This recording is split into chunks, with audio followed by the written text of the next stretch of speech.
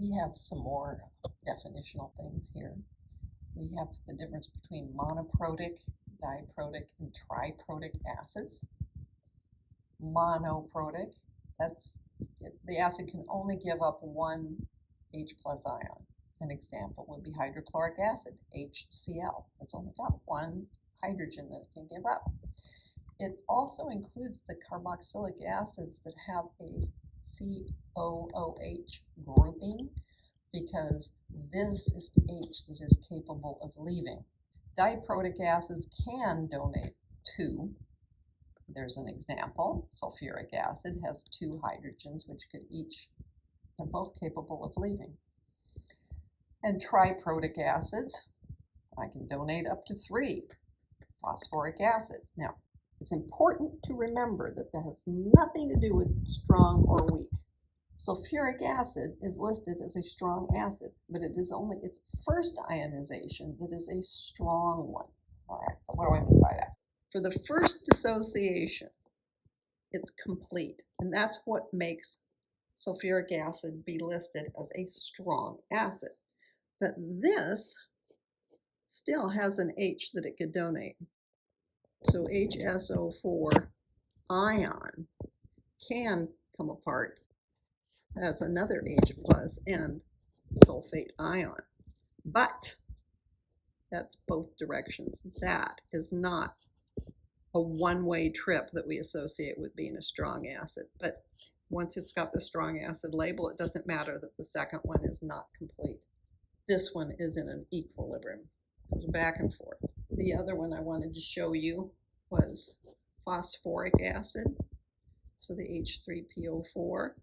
This is already weak. It's not even among the listings of strong acids. So it's a two-way trip just to start with. And we end up writing this, and then this can continue to come apart, but even less likely. And this can even come apart, and once again, even less likely. So we have this set that continues on. So even here, it's an incomplete dissociation, and then it just gets worse from there, even less and less likely to happen. Well, we said there were strong acids. Yes, there are strong bases too. And if the base will completely dissociate, it will be a strong base. There are 7. Pretty much we have agreement on this one, because we're talking about the definition of forming OH minus in water. If we have the hydroxides, notice that these are all from the first column of the periodic table. These are all from the second column of the periodic table.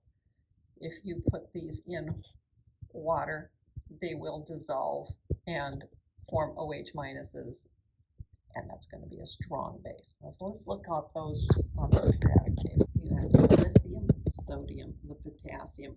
We skip rubidium and go to cesium. I don't even know why. Okay, maybe I could go find out, but I do not know why. And then we have the calcium, the strontium, and the barium.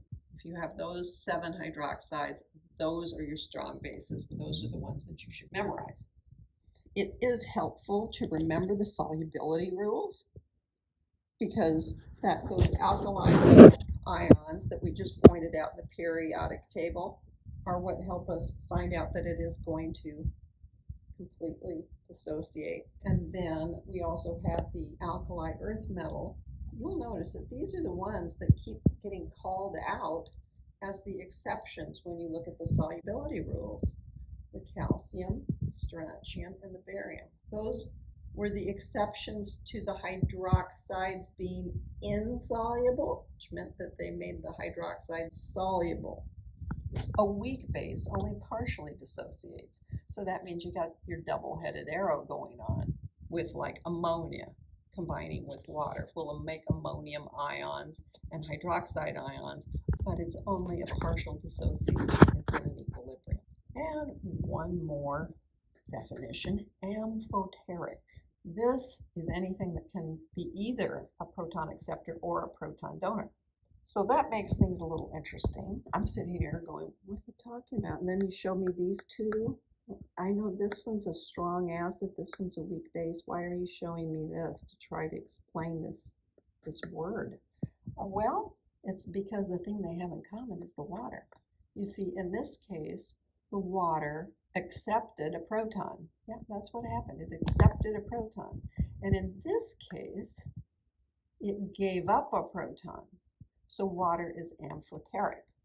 Let's just go over why that happens. Here's oxygen, and if we draw our Lewis structure, we see it has a couple of lone pairs here. So at a lone pair, I can accept an H plus at the lone pair. Okay, here, well, clearly that's attached, but I can donate it, and that's how we can figure out why it can be amphoteric. We see a place where it can accept an H plus, and we see a place where it could donate the H plus. All right, so you will recall that we had Arrhenius and Bronsted-Lowry definitions, and we said that Bronsted-Lowry then managed to expand what could be considered a base, right? And I'm going to tell you that there's yet another set of rules by another person, your good friend Lewis again, because he was a very busy man, okay? And what he said is, why in the world are we worrying about the protons when the bonds are made out of electrons? Well, what he did then is said, what is happening here is that an electron pair is being shared. And what is happening here when it leaves is that it is accepting an electron pair. So you see it went the other way around, which makes sense because this was a positive and electrons would be negative, right? So if I donate an electron pair, then I am a base. If I donate an electron pair, I'm acting like a base. If I accept an electron pair, even if I'm not a hydrogen ion, if I accept an electron pair, then I'm acting like an acid. Oh, that really massively increased this. And of course, then we can look at it and say that there's this common ground in the middle where you have the ability to do both, and that is the amphoteric area. Sometimes acids encounter bases, and they will neutralize each other. For an example, if you have an acid and it encounters a metal hydroxide, it's going to come up with some variety of salt, because salt is now a much broader term than just sodium chloride, and water will be the other product. Here is a nice one that does produce common table salt, hydrochloric acid and sodium hydroxide. You can see the H and the OH combine to form H2O, and that leaves you with an Na plus and a Cl minus, which form the sodium hydroxide. The sodium chloride, which will be in the water, so it's an aqueous solution. Anytime that we have an acid reacting with a base, we're going to say it produces a salt. So this could be potassium chloride or potassium bromide or something like that. But in order for it to be a complete neutralization, there's got to be one H plus for every OH minus. This term salt, to a chemist, is a much broader term. It's any ionic compound that you could produce from an acid-base neutralization reaction. So it's always made out of the cation that was in the base. So for instance, here's a base, there's the cation that would show up, and the anion of the acid. So in this case, here's a chloride, and so you'd end up with the NaCl. This is very much based on Arrhenius, because we're talking water and we're making a salt. More about neutralization reactions. We're going to have a balanced equation. There's a set of different ways that we can write them. The first one is to have the molecular equation, so that the reactants are not told to you in terms of the dissociated ions, but as the original molecules or formula units. Second thing you can do is you can make a total ionic equation.